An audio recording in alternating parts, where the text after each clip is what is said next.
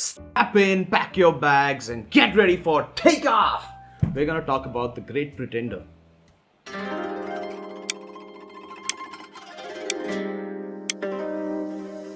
Hey guys, welcome back to Minute 101, the show where we give you a quick introduction to a series, and today we're going to talk about The Great Pretender. The Great Pretender is a really fun show. It's a heist anime. We follow a group of con men and con women or con people. Con humans? Okay, you know what? It's something like that. You know what I'm talking about. I'm not sure what exactly they're called, but they're con people, and we follow Team Confidence in their adventures around the world. We've seen a lot of heist films and shows before, and it's always enjoyable, but there isn't any breaking into museums and avoiding laser traps here. It's just plain old school conning. A lot of things make Great Pretender stand out. Okay, let's talk about the characters. The main protagonist of the show is Makoto Edamura, lovingly called Edamame by his team. He had a hard life as his father gets arrested for being a corrupt lawyer, and his mom gets hospitalized. To pay for her medical bills, he joins a shady company to start scamming people.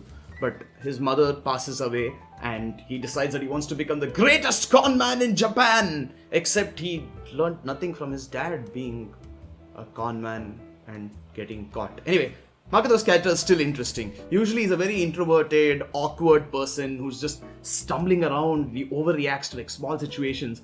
But when he's driven by purpose or backed into a corner, his character switches. He comes off as really intelligent, exudes great confidence in his acts, and is very manipulative, as a con man should be. He did start off as a budding young man with hopes and dreams, and then the Fire Nation attacked. The Fire Nation took my mother away from me. Okay, no. But after the reality of his life hits him right in the face, he changes. We see this through the show as he reveals his cold and emotionless side quite often. Like I am right now. Cold, emotionless. Deep down, he's shown to be really honest, and that does seem to affect his actions throughout the show. His adventure starts off when he tries to scam Laurent, who's like a level 99 con man. And Makoto's level 10 attempt backfires on him, and he ends up getting caught in a bigger scam and eventually joins Team Confidence. Laurent is like the stereotypical good-looking con man. He's really good at acting and really good at manipulation. He can also speak multiple languages because, con men apparently always speak multiple languages, and is usually the one who plans and develops these scams. But he's kind of like a Robin Hood-like character. In the show, they only target corrupt officials and criminals, and this seems to be something very important to Laurent. For some reason, he's usually silly and easygoing, but is very serious when he needs to be. He too comes from a dark past, where certain mysterious things have happened, but we will not tell you anything about it to keep the mystery alive. Also because it's spoilers, so we don't want to spoil it. Abigail Jones is another important member of Team Confidence. She's very reserved and barely talks. She's really athletic and strong, and that's because she used to be a child soldier in Baghdad. We're jumping right into it, aren't we, right now? Her trauma causes her to be really cold and brutally honest. She's a really interesting character to follow, and she reminds us of Revi from Black Lagoon. Even her relationship with Makoto is actually very similar in the way Rock and Revi have a relationship. Then, last but not least, we have Cynthia. She's really confident and has exceptional acting skills. She takes pride in her sex appeal and is really intelligent. Because anime always needs someone with sex appeal. But we follow Team Confidence throughout the show as they travel around the world scamming corrupt officials and criminals. From fighting mafia in LA to flying through the Marina Bay Sands in Singapore. This show takes you for a wild ride. Okay, now I also have to give huge props to the visuals and the music. Okay, it has a really strong identity in this show. The music is just perfect for the show's theme. It just fits so well. The opening is one of the best openings we've seen in anime, hands down. It totally fits the show and the theme. It kind of reminds us of the Cowboy Bebop and the Pink Panther openings. These really simple compositions using silhouettes with smooth jazz works really well. And the ending, okay, the first time Sid was listening to it, he was shocked.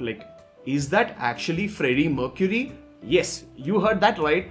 They've used Freddie Mercury's song, The Great Pretender, as the ending. And no, it's not a cover. It's his actual song. It's his voice. It's the song. And the animation is also amazing. We see cats recreating the actual music video of The Great Pretender. It's quite a treat to watch. Also, Freddie Mercury really loved cats. I wonder if that's why they did it.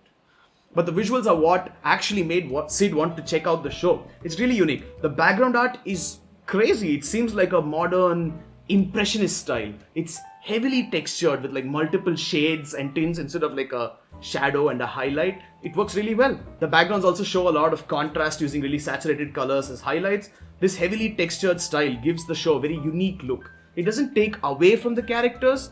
The characters have really dark and clean outlines. Even their colors are more saturated in the background. The absence of textures on the characters also make them stand out very easily. It all comes together really well. They've also done a really good job with the animation. It's an original animation by Wit Studio and has been directed by Hiro Kaburagi.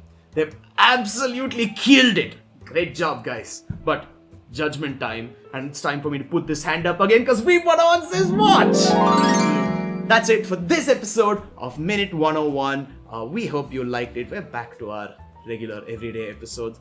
So thank you for watching. Also, last week we made a longer video on Zankyo no Terror, or Terror in Resonance, or as I first read it, Terror in Renaissance. But yeah, that's it for this episode. We will be back tomorrow with another episode, or you can see us next week with another Minute 101. So like, share, follow, and we'll see you there.